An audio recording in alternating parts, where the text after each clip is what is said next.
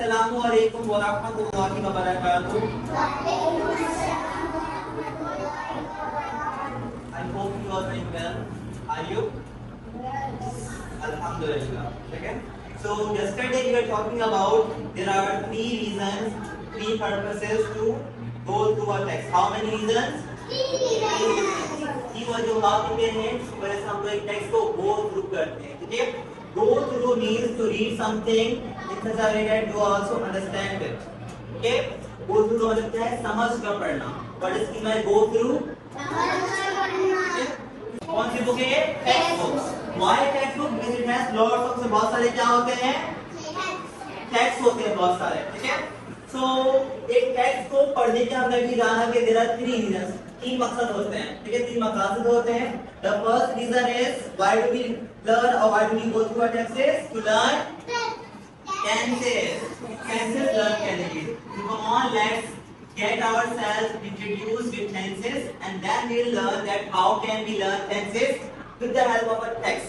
We can talk about tenses. Then there are three main tenses. How many main tenses are there? Three main tenses. There are three main tenses. In English language. There are three main tenses. In English language. So how many main tenses do we have in English? Main tenses. How many? How many? Three. In which language? But English language. In English language. In English language we have three main tenses. Okay? And the names are present tense. What is the first one? Present tense. So the first one is present tense. The second one is past tense. What is the second one? Past tense. And the third and the last one is future tense. The third one is future tense. Present tense. Present tense. Can you all read the word present? P-R-E-S-E-N-T is present. Can you spell the word present? क्या spell करेंगे इसको? P-R-E-S-E-N-T present. देखिए आप लोगों जो phonics rule पढ़े थे उसके अकॉर्डिंग दो बार आ रहा है short e, pre and zent, right? Short e ऐसा ही है. दोनों ही जगह बार जो e आया है वो long e नहीं था, right? ये present नहीं है, right? It is pre and zent. Present. Present.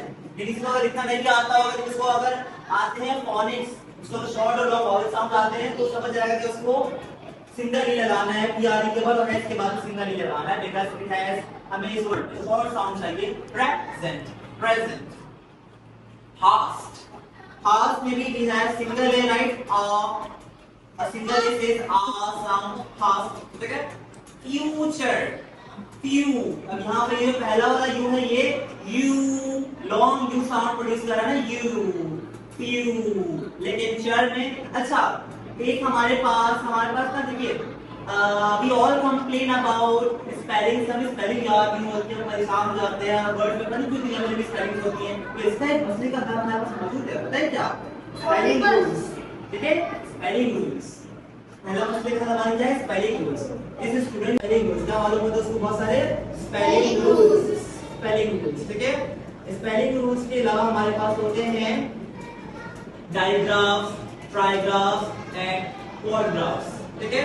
तो अगर हम बात करते हैं चर की, T-U-R-E चर. ठीक है? चर इज अ क्वाड्राफ. क्या है ये? क्वाड्राफ. क्वाड का मतलब क्या होता है? फोर. क्वाड का मतलब क्या होता है? फोर. तो क्वाड ग्राफ्स कौन होते हैं? 4 लेटर्स होते हैं. क्वाड ग्राफ्स क्या होते हैं? 4 लेटर्स. तो मैंने बताया कि चर जो है T-U-R-E चर, T-U-R-E चर, T-U-R-E चर. जिनकी ची और रे साउंड होगा चर. T-U-R-E इज चर. तो अभी मैंने आपको बताया कि जो 4 लेटर्स होते हैं वो क्वाड होते हैं ना, क्वाड ग्राफ्स होते हैं. क्या होते हैं? तो क्या ये T-I-O-N शन से ये क्वाड ग्राफ है? यस, हाँ बिल्कुल. 4 लेटर्स है ना, 4 लेटर्स मिलकर एक साउंड प्रोड्यूस करेंगे तो क्या होता है? वो क्वाड ग्राफ. क्या होता है? क्वाड ग्राफ होता है. ठीक है? O-U-G-H is a quad giraffe है क्योंकि 4 लेटर्स हैं।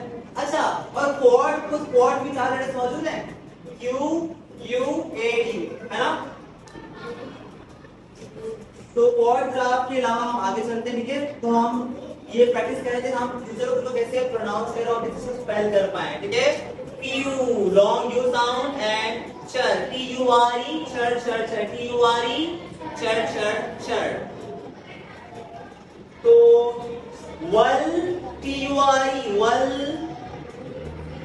Vulture, V U L T U R E vulture. अब ये V U L वल था तो C U L is कल, right, and T U R E culture, exactly, and a name, T U R E nature, exactly, splendid। तो आइए हम बात करते हैं टेंसेस की। हमने जाना कि there are 3 main tenses। How many? 3 main tenses, ठीक है।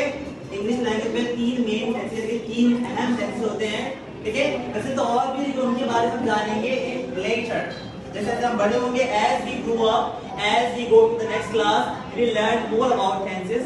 लेकिन अभी फिलहाल हमारे लिए इतना जानना काफी है कि there are 3 main tenses। How many tenses? There are 3 main tenses। How many tenses? 3 main tenses। How many tenses do we have in English? 3 main tenses है। उनके नाम क्या क्या हैं? सबसे पहला वाला कौन सा है? Present, S-E-N-T, present, present, P-A-S-T, past, F-U-T-U-R-E, future, ठीक है। Present tense, past tense, future tense। Repeat after me please. Present tense, past tense, future tense। क्या क्या टेंसेस हमारे पास? 3 मेन टेंसेस। पहला वाला कौन सा है? Present tense, past tense and future tense. Okay, तो आज इन तीनों में से हम लोग सिर्फ डिस्कस करेंगे प्रेजेंट टेंस को और जानेंगे, और हम देखेंगे कि हमारे इस टेक्स्ट यानी कि the show and tell day में प्रेजेंट टेंस कहां और किस तरह यूज हुआ है, ठीक है। इम्पेरेटिव, हम पहले बात करें इम्पेरेटिव की। अच्छा, इम्पेरेटिव के बारे में आप हैरान तुम बात करना चाहेंगे, और वो क्या है कि इम्पेरेटिव्स का आप नाम पहली बार जरूर सुन रहे हैं, लेकिन इम्पेरेटिव्स का बचपन से यूज करते जा रहे हैं। आप जब छोटे थे तो अभी साहब कैसे बोलती थी कि आओ, कैसे बोलेंगे इंग्लिश में? आओ, कम, जाओ, गो, है ना। खड़े हो जाओ, स्टैंड अप, बैठ जाओ, सिट डाउन। तो ये सारे क्या ऐसा हम किसी को बोलेंगे कम, गो, स्टैंड अप, सिट डाउन, तो क्या हम उस बंदे का नाम ले रहे हैं? नहीं ना, हम इशारा करके बोल रहे हैं। जब हम इसको बोल रहे हैं समझ में आ रहा है उसको, हम क्या उसी को बोला जा रहा है ना, ठीक है।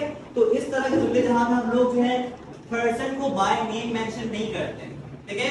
यानी कि अगर मैं ऐसे ना बोलूं कि मुबशिर गो, फरहान कम, या फिर बुराक स्टैंड अप, या फिर शयान सिट डाउन, ऐसे में ना बोलूं, बल्कि मैं डायरेक्ट वर्ब से स्टार्ट करूं। किससे स्टार्ट करूं? वर्ब से। किससे? वर्ब। वर्ब के बारे में जान लेते हैं। वर्ब